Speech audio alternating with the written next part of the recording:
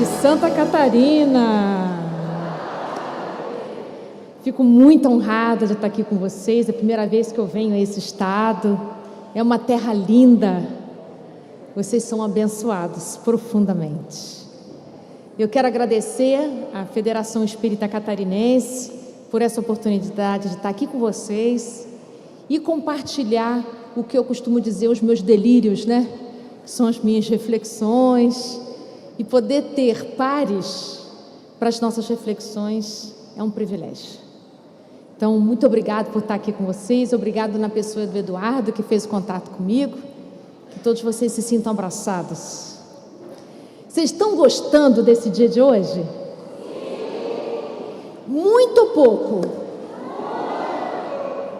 Então agora vai ficar melhor ainda, porque vocês não podem dormir, gente. Depois do almoço é um esforço, né? Então vamos combinar, se você quiser tirar um cochilo, eu suporto bem, mas não pode dormir de roncar, que aí é duro, né? Então um cochilinho e tal, até não vou ficar tão mal assim, mas roncar não, né? Então pede para o amigo do lado te cutucar. Brincadeira, sintam-se à vontade, né? Então hoje a nossa conversa é sobre uma conversa interior que cada um de nós precisa fazer muitas vezes durante a sua vida. E quando a gente pensa em autoconhecimento, busca de si mesmo, é uma coisa interessante isso, assim, mas como assim eu não sou si mesmo ainda? Quem é esse ser que me habita, né? Então nós que já temos esse conhecimento das vidas sucessivas, nós que já temos esse conhecimento que tivemos muitas identidades e teremos muitas outras, buscar a si mesmo significa o que exatamente? Não é buscar alguma identidade, nem essa, nem as anteriores e nem muito menos as que virão. O que de verdade a gente busca quando a gente fala, você precisa se conhecer, você precisa buscar a si mesmo, você precisa se encontrar, você precisa fazer o seu caminho de volta para casa? Que lugar é esse? Né? E é sobre isso que a gente vai conversar. Nas semanas que antecederam esse encontro nosso aqui, eu me deparei com um estudo importante que me fez pensar muito. E quando eu estava lendo, eu pensei, eu acho que eu vou compartilhar com os meus futuros amigos de Santa Catarina.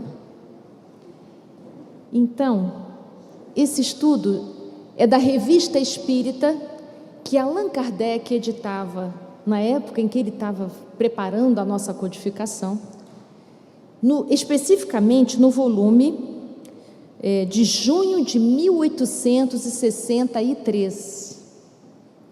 E esse trecho que ele escreveu me chamou demais a atenção. Fiquei mexida, sabe quando você lê um texto e fica, mas será? E é isso que eu queria compartilhar com vocês essa tarde. Vocês sabiam que na época que Kardec editou a Revista Espírita, ele respondia muitas cartas. Então, os textos que ele produziu eram respostas também a estas cartas. Não só eram textos que ele produzia, mas também textos a partir das dúvidas que as pessoas traziam, né? E ele se dedicava um tempo para meditar sobre isso. E a carta que havia chegado para que Kardec escrevesse sobre esse texto aqui, é que perguntaram a ele assim: Nero incendiou Roma nessa encarnação, a última que a gente conhece. Numa encarnação anterior, é possível que Nero tenha feito menos mal do que nessa? O que Kardec responde? Daqui a pouco. Essa pergunta é uma pergunta capciosa, importante, inteligente. Porque o que a gente aprende com o Espiritismo? Que a lei do progresso, não é? Ela está sempre levando a gente para frente.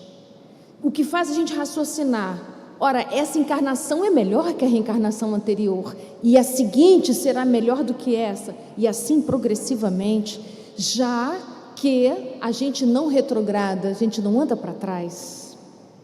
Mas como é que pode então um espírito como esse, que tem incendiado uma cidade numa encarnação, e na encarnação anterior ele não foi tão ruim assim? Não teria que ser o contrário?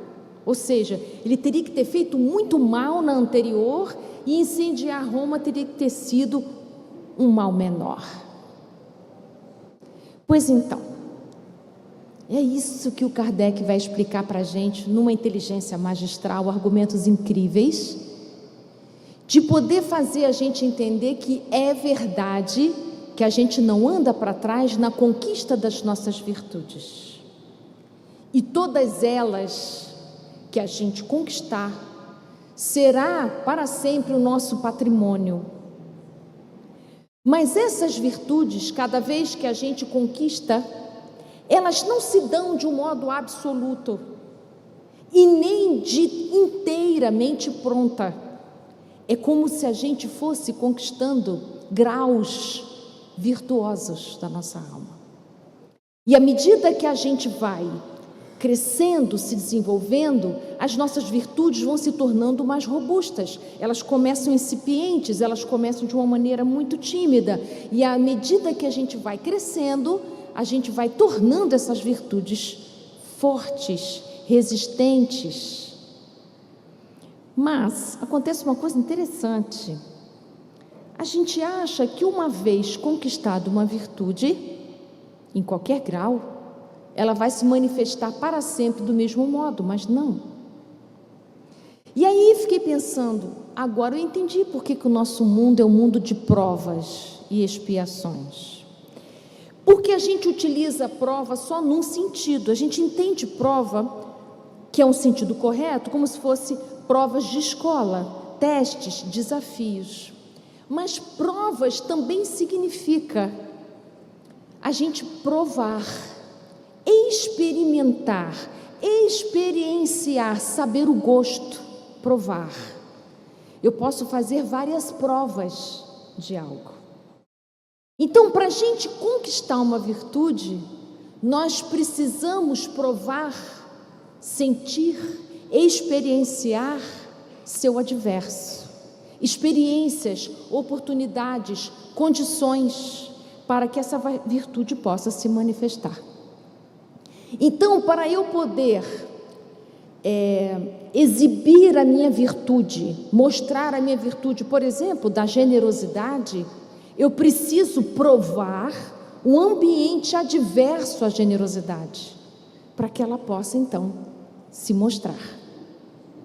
Porque a generosidade não se mostraria num ambiente generoso? Se mostra, mas numa intensidade pequena.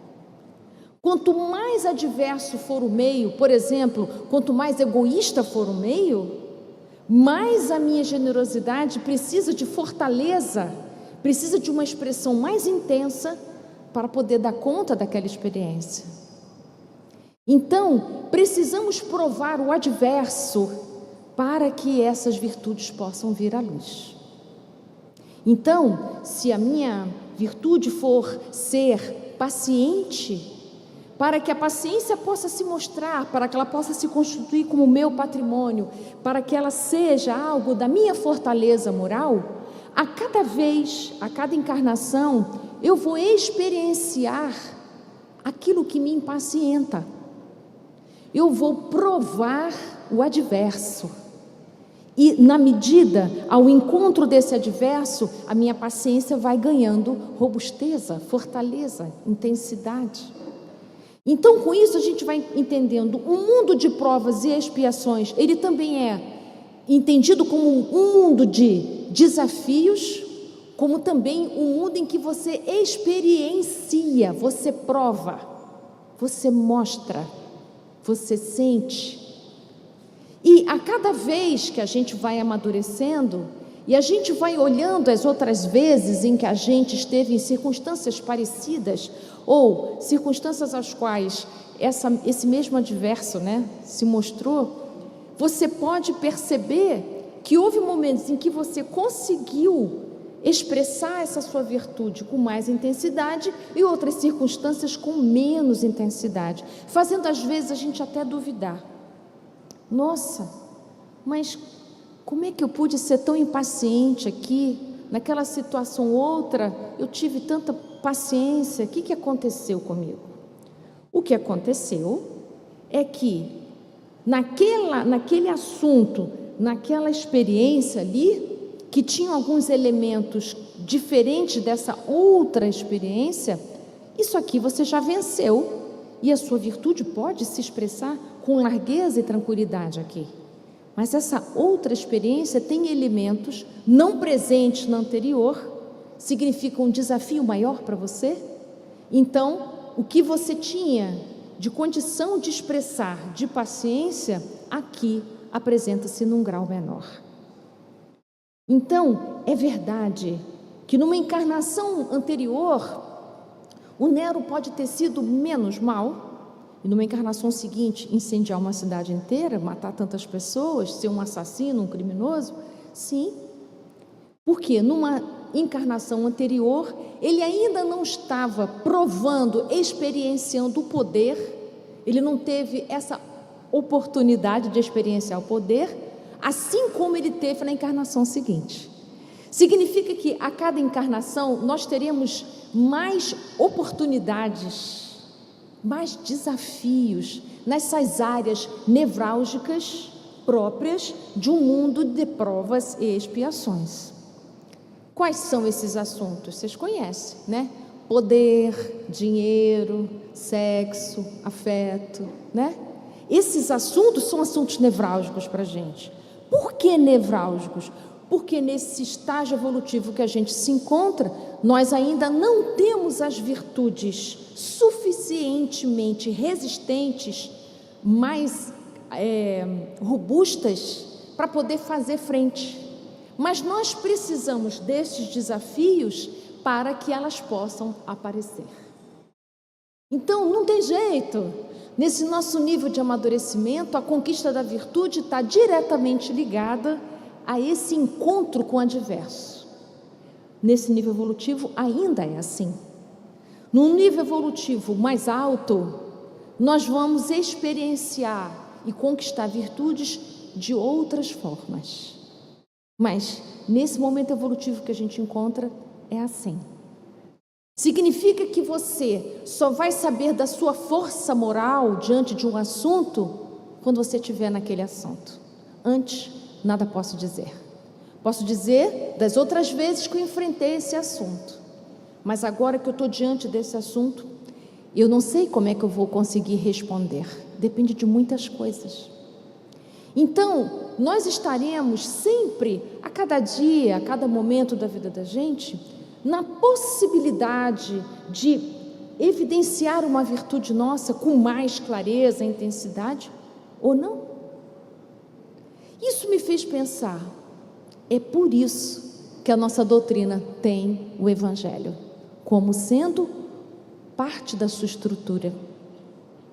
Que seria da nossa doutrina sem o Evangelho? O que seria desse entendimento que eu estou trazendo aqui da Revista Espírita de junho de 1863? Se a gente não tivesse o Evangelho para compreender. Porque veja, é justamente porque nós somos passíveis de causar muito mal a nós e a alguém. Por que passíveis? Porque frágeis ainda, porque ainda estamos construindo o nosso patrimônio moral. A possibilidade da gente deslizar é muito grande. E o que pode contrapor a tudo isso? Nós não estamos lançados nisso e seja o que Deus quiser. Nós estamos lançados nesse projeto de crescimento, essa é a metodologia divina para nós. Nós reencarnaremos sucessivamente para que possamos conquistar as virtudes morais, auxiliar o progresso dos demais, trazendo o nosso melhor para esse auxílio sob as bênçãos de Deus. Mas para isso acontecer, nós precisamos contar com o Evangelho de Jesus, porque nós precisaremos muito de compaixão. Precisaremos muito do perdão. Precisaremos muito de amar os nossos inimigos, de amar os nossos irmãos aos moldes como Jesus nos amou. Nós precisaremos de muita calma, precisaremos de paciência, precisaremos de indulgência para poder dar conta disso. Então, quando a gente começa a ler o Evangelho, estudar o Evangelho segundo o Espiritismo, a gente precisa entender que ele é o remédio. Porque se nós todos somos passíveis de tantas falhas, de tantos equívocos, de tantos deslizes, e os nossos irmãos também, a vida aqui na Terra é uma vida em que nós vamos nos ferir mutuamente, querendo ferir ou não, intencionalmente ou não, iremos nos ferir. Ninguém está ileso, ninguém está protegido de ferir. Mesmo que você escolha uma vida de isolamento, nem assim você está imune à possibilidade de se ferir ou ferir alguém.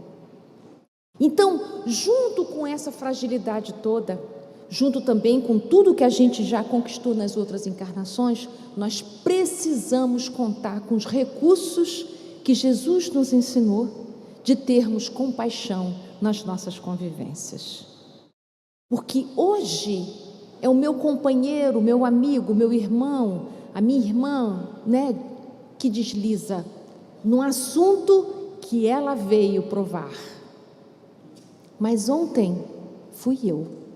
E amanhã pode ser eu. Porque será que eu, no lugar do meu irmão e da minha irmã, provando aquela circunstância, aquela oportunidade, eu também não deslizaria? O que eu posso dizer sobre mim se eu ainda não provei? Se eu ainda não senti o gosto do poder, não senti o gosto da riqueza, não senti o gosto de ter a chance de me vingar? E é aí que vai entrar a belíssima questão do Livro dos Espíritos sobre o arrastamento das más paixões, que é 645, em que os Espíritos vão dizer para nós, sim, nós somos muito tentados, muito arrastados, é mesmo forte isso, a vontade da gente se vingar, a vontade que o outro sinta a dor que me fez sentir. É muito forte a raiva que eu sinto, é muito forte o ódio, a vontade de ficar indiferente, é muito forte a vontade de devolver, a vontade de me afastar, a vontade de morrer, a vontade de desistir. São arrastamento das nossas paixões. Se tornam más quando elas dirigem as minhas decisões, mas as paixões em si são somente paixões. Se tornam mais quando eu não tenho liberdade diante delas. E quando é que a gente conquista a liberdade diante das nossas paixões? Quando eu tenho consciência da presença delas no meu coração, elas não estão fora. Quanto mais consciência eu tenho em mim, que eu sou capaz de matar, de roubar, de trair, de ser corrupto, de passar a perna, eu ainda não passei pela oportunidade. Se eu passar, eu posso garantir que eu não vou, que eu vou conseguir segurar e não me deixar levar pelo arrastamento. Então, no nosso nível evolutivo, virtude é o quanto eu consigo dizer não ao que me arrasta. Então, virtude no nosso nível evolutivo não é a qualidade moral propriamente dita.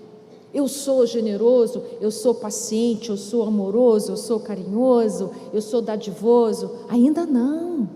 No nosso nível evolutivo é o quanto eu consigo dizer não para isto.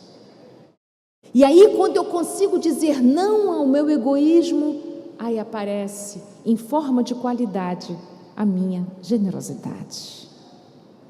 Então, olha como é que a gente precisa estar atento a quem a gente é. Porque nós não temos clareza do nosso passado, não sabemos aquilo que nos atrai. Temos pistas, vocês já devem ter tido pistas sobre vocês mesmos, em que você conseguiu segurar sua onda naquela circunstância, mas se aquela oportunidade, aquela chance, aquele contexto fosse mais intenso ou durasse mais, nós temos dúvida se a gente conseguiria nos manter de pé. Então, o que Kardec desenvolve aqui na Revista Espírita de 1863 sim, é verdade que a gente pode fazer mais mal numa encarnação seguinte do que a anterior, porém, a avaliação de Deus sobre isso, se é que Deus avalia, assim como a gente está falando aqui, eu estou fazendo uma metáfora, ela é qualitativa e de contexto. Deus nos olha como um todo, a gente tem uma visão ainda muito restrita, a gente está olhando somente uma encarnação, comparando com uma anterior hipotética. E quando Deus nos olha como filhos em crescimento. Então, na perspectiva divina, isso que nos acontece, esse vai e vem que nos acontece, faz parte do nosso crescimento. É assim que o nosso crescimento se dá. Eu posso apresentar a minha virtude de um jeito agora e daqui um pouco menos, depois um pouco mais, menos, mais, cada vez aqui esse menos vai desaparecendo e eu tenho cada vez mais facilidade de expressar aquela virtude. Então, na hora das provas, na hora em que eu sou provado, na hora que eu sinto gosto e a oportunidade de me vingar, eu perco completamente a vontade. Não me toca, não me sensibiliza, não me convida e eu consigo dizer não com tranquilidade. Mas isso é um processo. No início, eu digo muito sim. Depois, no meio do caminho, aquele sim me incomoda. Depois de um tempo que esse sim me incomoda, ele me incomoda tanto que eu não quero mais, mas eu ainda não consigo resistir. Depois de um tempo, esse incômodo é tanto mais, e os meus ganhos tanto menos, às vezes zero, que eu começo a experienciar a virtude de uma maneira incipiente ainda, até que ela se torne plena e justa ao meu crescimento moral. Então, a gente pode ter sido de um jeito nessa encarnação, e na encarnação seguinte a gente pode exibir alguma característica nossa pior, sim, porque ela mora no nosso coração. A gente não mostra tudo numa encarnação só. Há encarnações que a gente vai exibir muitas coisas numa determinada área, numa outra encarnação, outra área, e assim progressivamente.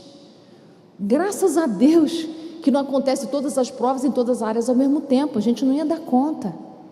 Então, há áreas da nossa vida que nós ainda não temos garantia sobre quem somos. Então, por causa disso, que a gente não pode julgar ninguém. E por isso que Jesus disse, aquele que estiver sem pecado, ou seja, aquele que não estiver sem desvio, pode atirar a primeira pedra. Nós não temos condição de atirar pedra alguma, porque nós não temos como garantir, ainda. Um dia vamos garantir, mas ainda não. Então, nós não temos nenhuma superioridade moral sobre ninguém, porque não temos essa superioridade moral nem sobre nós. Por isso que nós não podemos julgar, porque toda vez que a gente julga, a gente separa. Eu sou bom e você é menos bom. Toda vez que eu julgo alguém, eu me coloco num grau melhor, maior. Perco a fraternidade, perco a condição de inclusão e de pertencimento no mesmo grupo que você.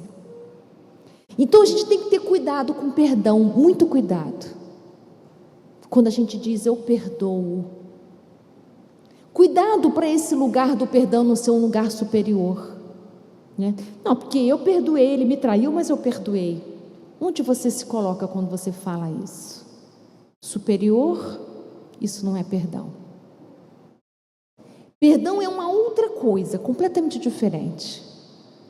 Para que o perdão seja genuíno, eu não preciso ser um espírito evoluidíssimo, mas para o perdão ser um perdão do seu coração, e não do seu cabeção, para ser do seu coração, você precisa chegar no seguinte entendimento: se eu estivesse no lugar dele, nas condições as quais a minha irmã, o meu irmão experienciou, no nível evolutivo dele, na história espiritual dele, eu poderia agir igual?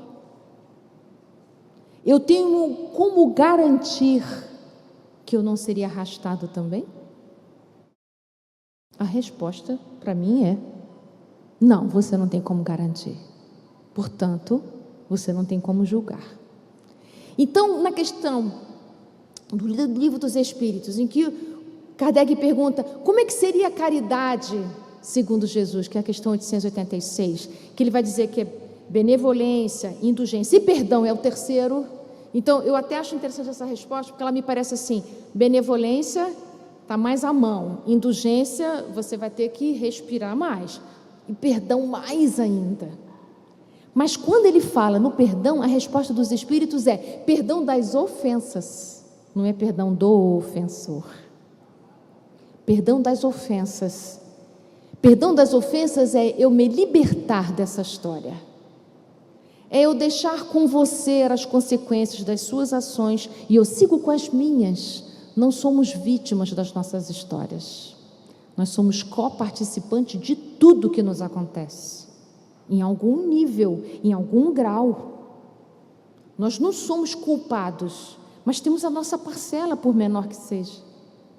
Então, quando alguém nos faz muito mal, a primeira coisa que a gente pode pensar, depois de a gente dar uma chorada, fica triste, reclama com alguém, mas depois que você recobrar o seu estado natural, você pode começar a pensar: eu não tenho direito de julgar o meu irmão, porque eu não sei se eu, naquela circunstância, naquele contexto, com a história espiritual dele, eu responderia diferente do que ele respondeu.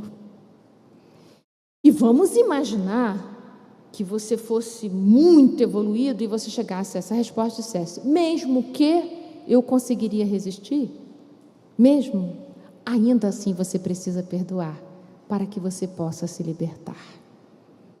Porque enquanto a gente fica vigilante com aqueles que nos fizeram alguma coisa que doeu o nosso coração, enquanto a gente fica olhando para aquilo que aconteceu, a nossa vida não anda.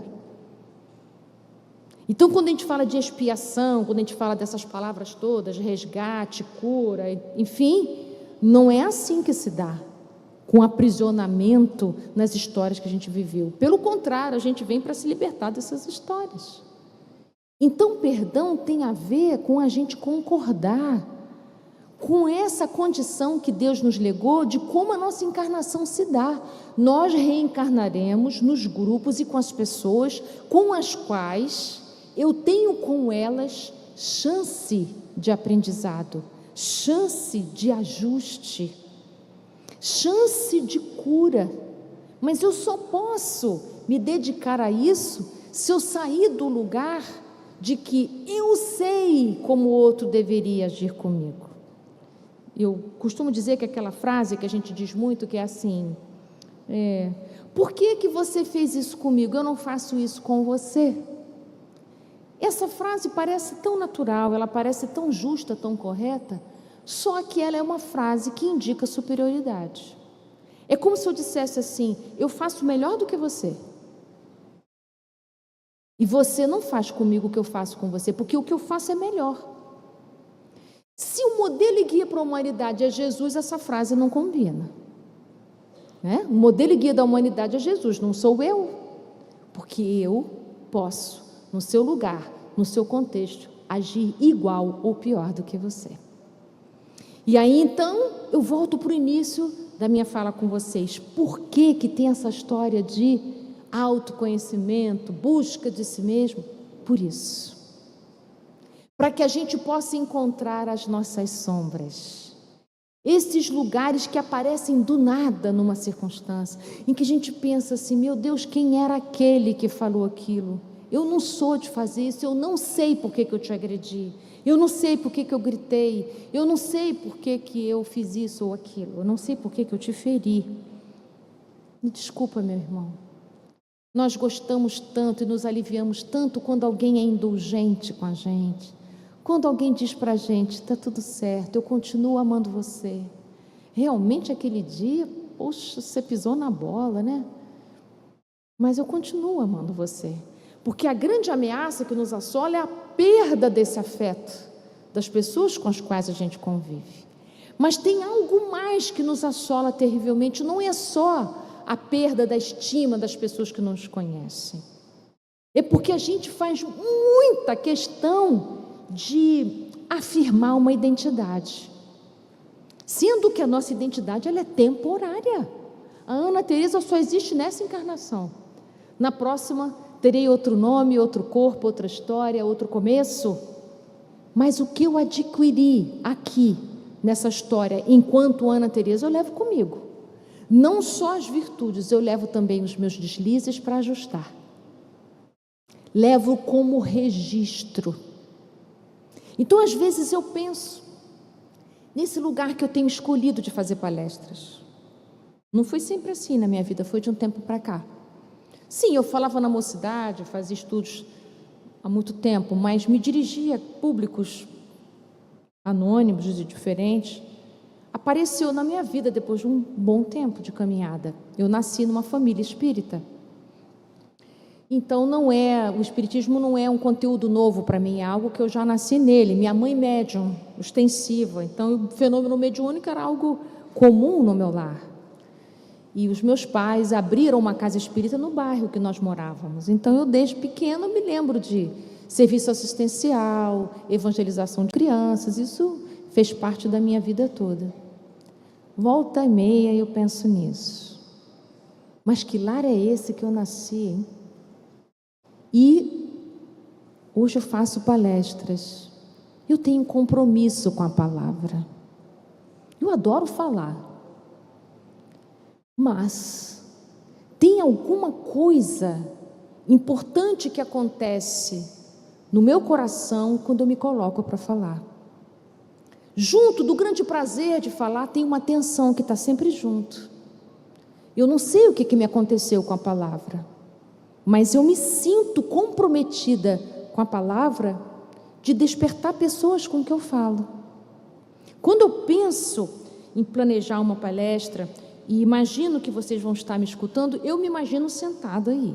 Se fosse eu, o que eu gostaria de escutar numa palestra? E é assim que eu começo a planejar o que eu vou falar. Então, sempre me coloco do lado de lá, do lado de cá, e eu começo a pensar, o que é isso? Que lugar é esse que eu me dedico? E começo a entender que, claro, através das palestras e dos trabalhos que eu faço, escrever, coordenar grupos, coordeno lá a nossa Casa Espírita no Rio de Janeiro, é um lugar curativo para mim. É um lugar que me ajuda a curar lugares que eu não tenho nem muita clareza que lugares são esses, mas de repente eu me vejo uma pessoa melhor. E à medida em que eu vou trabalhando no bem, eu também vou me aproximando da responsabilidade do bem. Da responsabilidade em que sentido? Eu não queria que vocês ficassem com uma ideia de peso, né? Nem que a gente tem que ser missionário do bem, não é isso. É que quando a gente trabalha no bem, o tipo de prova, o que a gente experiencia é algo de uma frequência que nos renova o coração.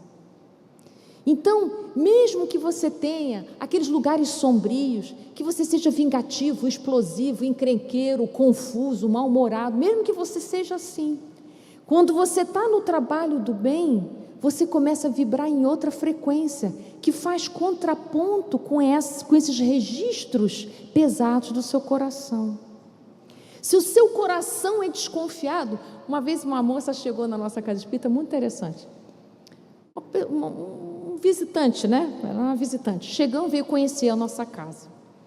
E na nossa casa nós somos carinhosos, como o espírita costuma ser carinhoso, chama um e o outro como irmão, abraça, convida para um café, mostra os livros da livraria, mostra os trabalhos da casa, senta aqui, vamos conversar, o que te trouxe, né?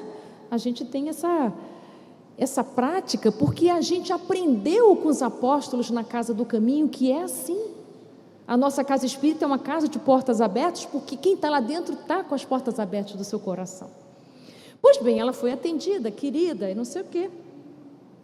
E aí ela veio conversar comigo no atendimento fraterno, e ela, com o coração desconfiado, começou a desconfiar de tudo que a gente fez, como se nós tivéssemos feito um grande teatro na casa. Vocês aqui são muito bons, vocês são bons demais aqui nessa casa. Difícil para mim olhar para tudo isso e achar que isso é verdade. Aí eu perguntei para ela assim: se a gente te tratasse mal, seria mais verdadeiro, né? Aí ela disse: seria. Eu falei: que incrível!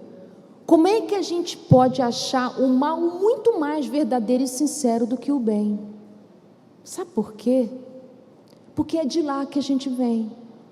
É de lá, desse lugar difícil que a gente vem. A gente está tão acostumado com o mal que a gente considera ele verdadeiro. O bem para nós é novidade.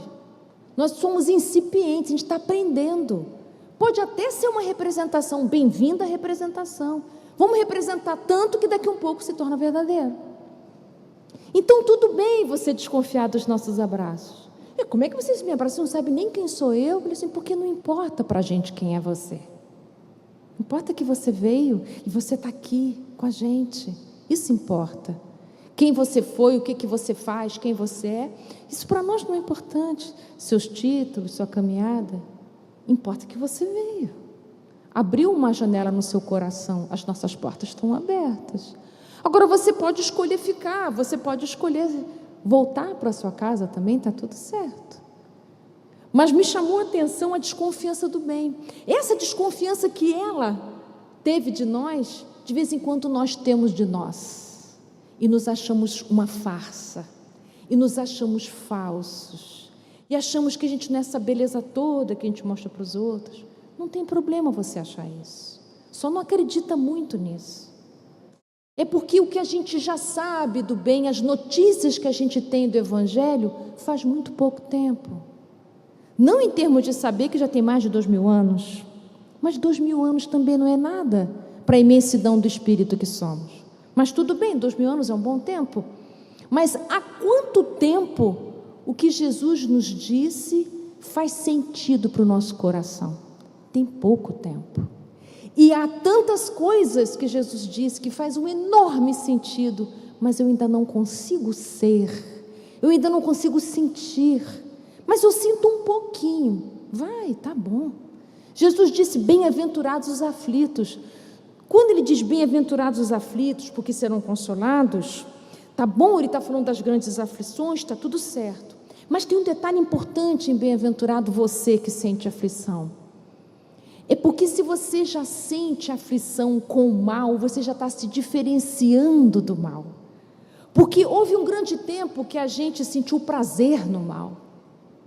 E nos sentíamos na mesma frequência do mal. Tem pouco tempo que a gente começou a sentir a alegria do bem.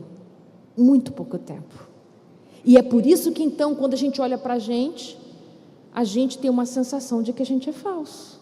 Não é falso, é que nós somos iniciantes. Não é falso, é que nós somos aprendizes. Não é falso, é que a gente está começando. É porque a gente está treinando. Calma.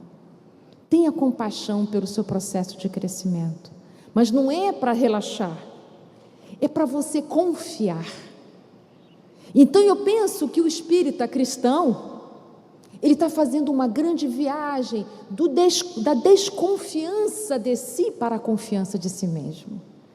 Nós estamos aprendendo a sair do lugar de desconfiança do amor de Jesus, da desconfiança do Evangelho, para a confiança no amor, para a confiança em Deus, para a confiança no Evangelho de Jesus vivo no coração da gente. Porque o Evangelho teórico é mole, gente. Eu poderia citar para vocês aqui um monte de lugar do Evangelho.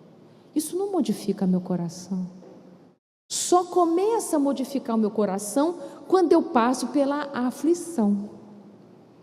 Porque a aflição, ela vai desestabilizar o meu grude no mal. Porque enquanto isso não é aflitivo para mim, eu não tenho vontade de fazer transformação alguma. Quando eu ainda vejo algum benefício no mal, né? Quando ainda acho que o mal é o remédio para resolver o mal, eu ainda não estou na aflição. Então, quando os nossos comportamentos lesivos começam a me dar aflição, bem-aventurado seja você, graças a Deus. Então, quando uma pessoa chega para o atendimento fraterno em sofrimento, a gente acolhe, mas no fundo a gente pensa assim, até que enfim, hein? Até que enfim. Porque a aflição é sinal que você está saindo da indiferença. É o grande mal da humanidade, a indiferença moral. Então, quando a gente conseguir sair da indiferença moral, nós veremos Deus no nosso irmão e seremos incapazes de matar, de oprimir, de submeter, de ferir, de desqualificar, de julgar. Então, com isso, a gente vai trazendo não só dessas instituições enormes, né? Quando a gente pensa em guerra, é fácil a gente ver o mal quando a gente pensa em guerra mundial. Mas será que a gente consegue perceber os meus deslizes ali na minha convivência com meu filho? Ali na convivência com a minha filha, com o meu pai, com a minha mãe? Será que eu consigo ali conseguir desestabilizar aqueles modos irônicos, sarcásticos que a gente fala sem perceber? Em que a gente desqualifica o outro, quando a gente rouba o sonho do outro. Eu gosto muito de citar um texto do Emmanuel chamado Não Furtar, no livro Justiça Divina, em que ele diz assim: é certo que você não furta a bolsa dos outros, o dinheiro dos outros, o imóvel, enfim, ele dá vários exemplos que a gente não furta. E ele diz assim: mas o que dizer quando você furta o sonho dos outros? Quando você diz para ele assim: isso aí não vai dar certo não, menino, você é muito sonhador, você já tentou isso não sei quantas vezes, você acha que agora vai dar certo? Isso é um mal, isso é um deslize, isso é uma fala agressiva, isso é uma fala que não ajuda, que não contribui. Mesmo que você pense assim: mas eu estou fazendo isso para proteger ele. Deixa ele testar seus próprios sonhos. A gente precisa viver as consequências das nossas ações, para que haja fortaleza moral.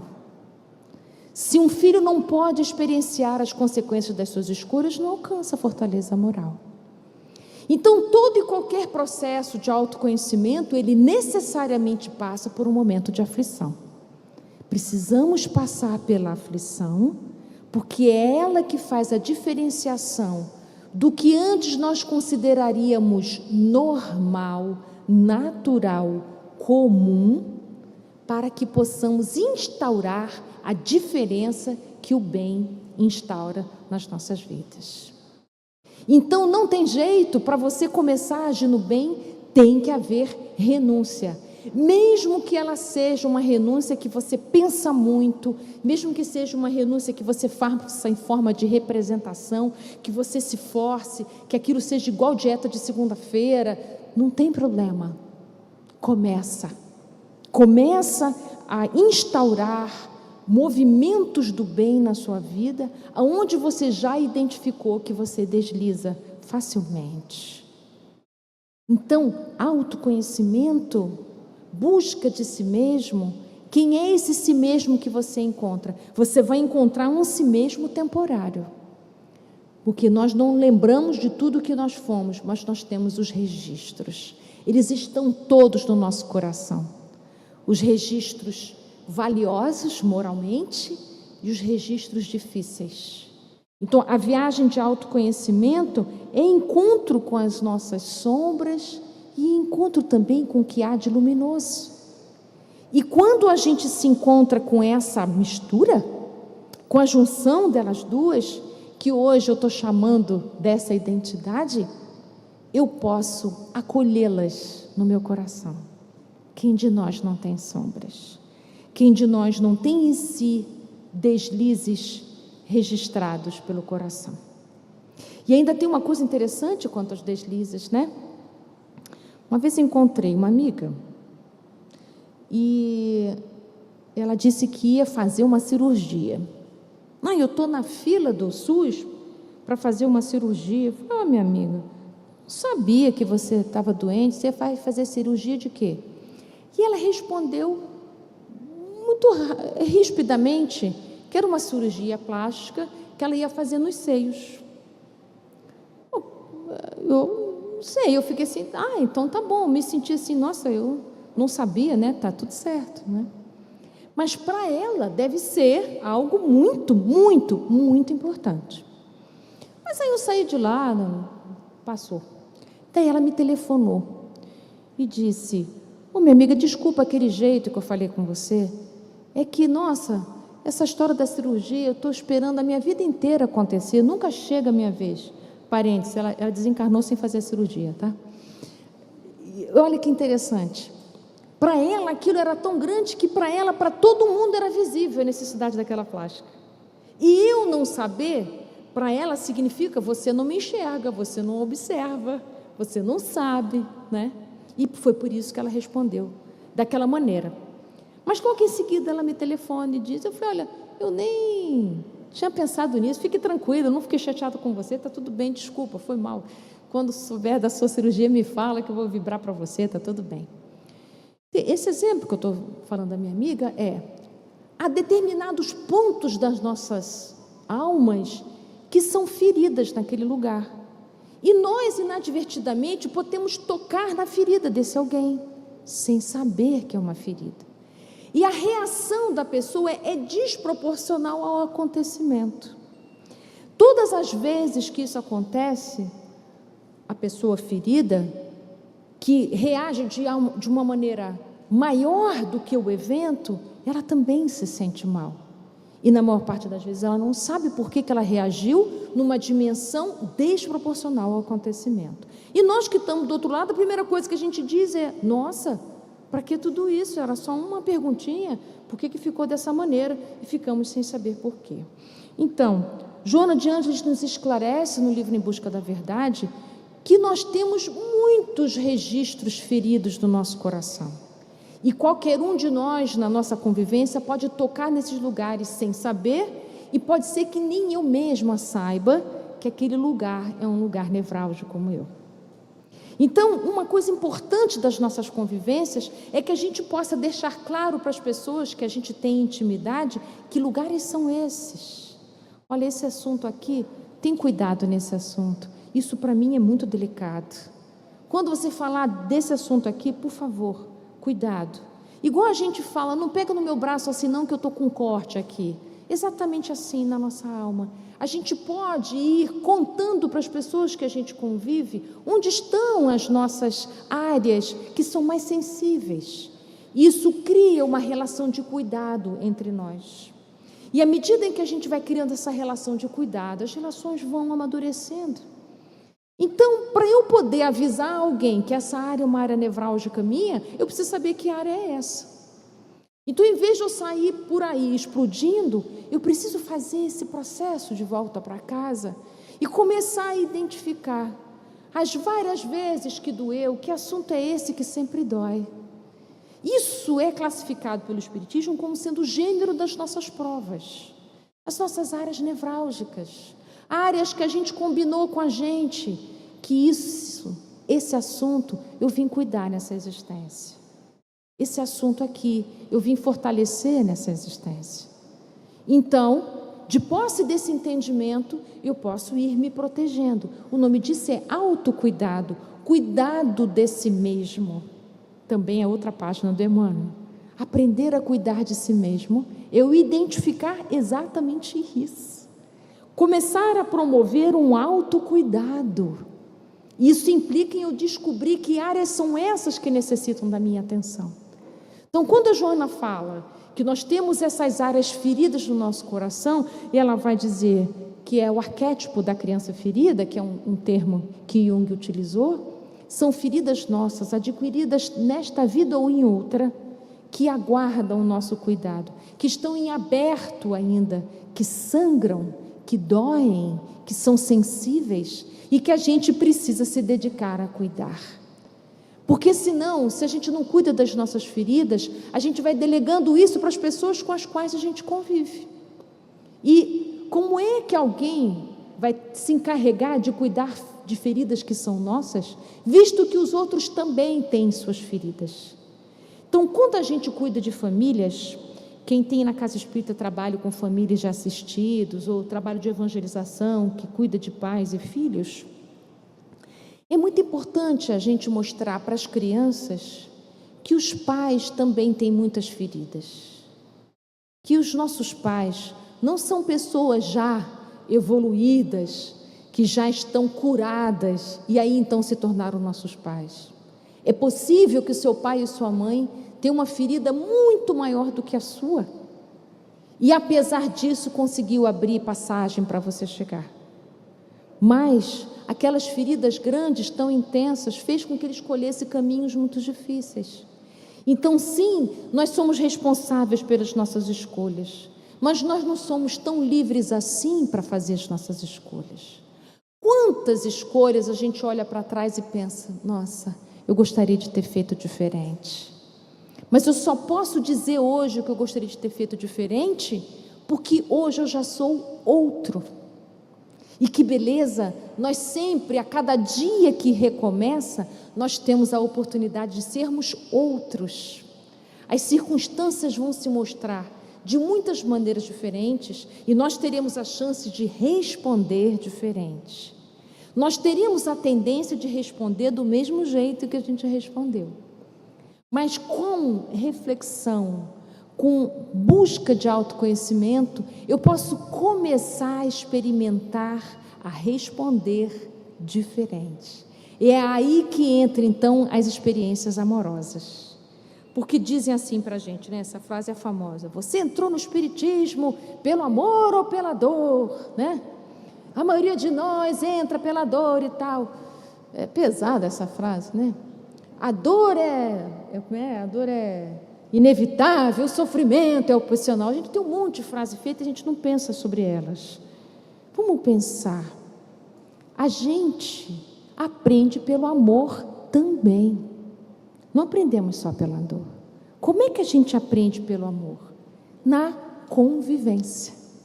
Quando temos a oportunidade de ter na nossa convivência pessoas que já têm a facilidade de expressão do afeto, tem afeto farto. Pode ter complicação na outra área, na área do dinheiro é uma complicação, mas na área do afeto é uma beleza. Então a gente pode, naquela convivência, de tanto receber afeto daquela pessoa simples, às vezes analfabeta, ou às vezes tão confusa, mas na hora do afeto aquilo chega no nosso coração. E aí eu queria poder ir terminando já a nossa conversa, dizendo para vocês assim, todos nós temos a possibilidade de poder expressar esse amor divino. Porque imagina, é como se nós fôssemos assim, potinhos ou lugares de passagem em que o amor de Deus passa por nós para os outros. Nós somos lugares de passagem do amor. A gente não tem uma caixinha de amor, ou então alguém é escasso de amor. É o quanto o nosso coração tem abertura para passar o amor de Deus, que nós estamos mergulhados nele. Se o seu coração tem a passagem muito estreitinha, o fluxo do amor ele é fininho. Se o seu coração é mais alargado, o fluxo do amor divino ele é mais abundante. O que estreita e o que abre o nosso coração? Se você é uma pessoa muito marcada pelos traumas, se você é uma pessoa que tem muitos registros de mágoa, se você se sente injustiçado pela vida, se você se sente desprestigiado, se você sente que não merecia passar por essas coisas, se você não aceita a sua vida como a sua vida é, começa a acontecer estreiteza do coração, porque você começa a dizer, eu nunca mais quero amar, eu nunca mais quero passar por isso, eu nunca mais quero me frustrar, eu nunca mais quero perder. Aí você vai fazendo, nunca mais, nunca mais, nunca mais, nunca mais, nunca mais, nunca mais, um filetinho de amor passa por você, né? Mas, se diante das adversidades da vida, você vai tomando essas experiências como experiências de aprendizado, como experiências de fortalecimento daquelas virtudes que eu estava falando no início, Se você entende essas experiências difíceis como chance de recomeço, chance de ajuste, chance de você provar a sua alma e poder dar uma resposta diferente, talvez em vez de você dizer nunca mais, nunca mais, nunca mais e fechar-se, talvez você possa dizer dessa vez sim, dessa vez sim, dessa vez sim. E na medida que você vai dizendo sim, seu coração se mantém aberto, a quantidade de amor divino que nós estamos mergulhados, que passa por você, encontra mais chance de expressão. Porque as pessoas amorosas não são pessoas que não têm feridas. As pessoas amorosas não são pessoas que não passaram por traumas. As pessoas amorosas são aquelas que passaram por essas adversidades e fizeram um bom uso delas. Tornaram essas experiências condição de aprendizado. Isso é bem diferente. Vocês devem ter visto na televisão, na internet, o caso dessa escritora Rosianna Murray, que os cachorros machucaram e arrancaram o braço dela e a orelha, né? Ela ficou com o braço amputado depois desse ataque que os cachorros fizeram a ela. E é a mão que ela escreve. Ela então está dizendo para nós que agora ela vai começar a treinar a mão esquerda para escrever. E ela, a primeira coisa que vai escrever é um livro infantil sobre crianças que têm braços ou membros amputados. O que é isso, gente? É nunca mais ou desta vez sim? Né?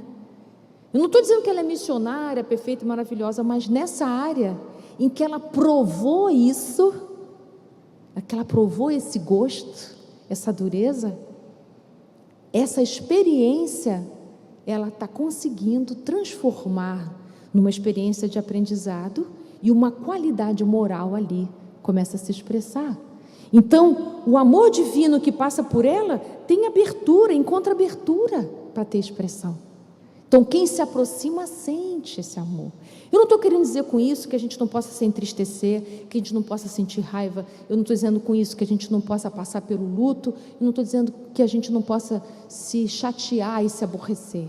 Mas uma outra coisa é a gente ficar morando nesses lugares difíceis. Quantas pessoas a gente conhece que exibem os seus sofrimentos como se fossem troféus, não é?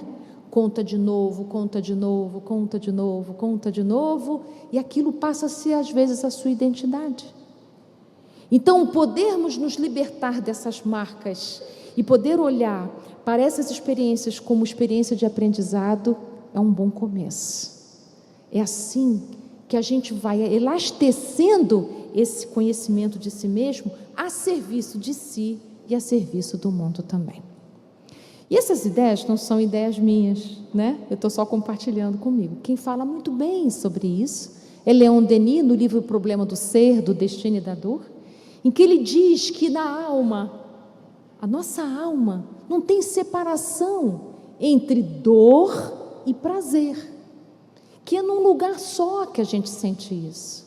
Que quando a gente diz não para as dores da existência, nós estamos dizendo não para a alegria, estamos dizendo não para o prazer de viver, estamos dizendo não para esse amor divino se manifestar em nós e através de nós.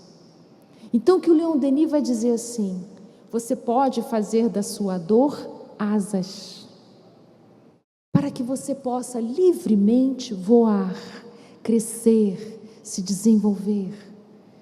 Tornar as nossas dores asas é um trabalho, é um processo que começa assim, incipiente, meio representado, que começa assim meio forçado, mas aí depois aquilo passa a ser seu.